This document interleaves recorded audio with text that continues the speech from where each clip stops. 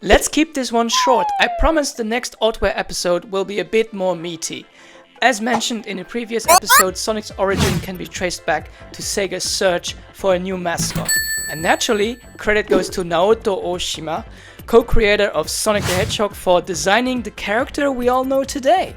But Oshima's role in Sonic's creation didn't just stop at character design. It actually began quite a bit earlier with a very different game concept. What you're seeing here is early concept artwork for what would eventually evolve into Sonic the Hedgehog.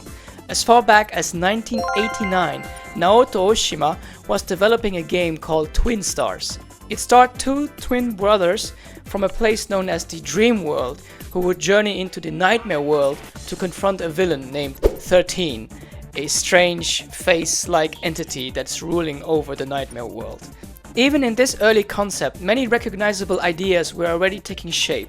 The environments share clear similarities with those in Sonic 1, and most notably, loop-de-loops were built directly into the environment, a defining feature that would later become central to Sonic's gameplay.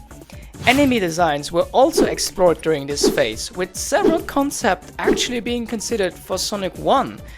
According to Naoto Oshima, while the twin brothers themselves were ultimately rejected, the core gameplay ideas and the world concepts were refined and carried over. Sonic would still race through dreamlike settings and face a bizarre group of enemies, including an early version of this jaw enemy, the Bumblebee-style Eggman, and even 13 himself. Over time, the setting, characters and themes were reshaped into the Sonic universe that we recognize today, but for a time, this was the initial concept for Sonic. So, how do we know all this? Well, a few years ago, Reddit user MewJAM asked Naoto Oshima directly in Japanese on Twitter, now X, about this well-known early artwork, questioning whether it depicted a so-called demon world.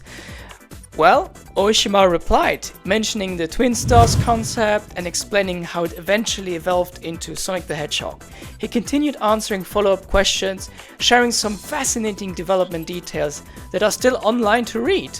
There's also a detailed forum discussion covering these early concepts on Sonic Retro, which I've linked in the description. I have to say, it's quite fascinating to see how an entirely different game idea transformed into the classic Sonic universe that we know today. And who knows, maybe one day those long forgotten twin brothers will resurface as a reference or even as a cameo in a future Sonic game. And that's it for this Oddware episode. As I said, I kept this one very short, the next one will be much more informative.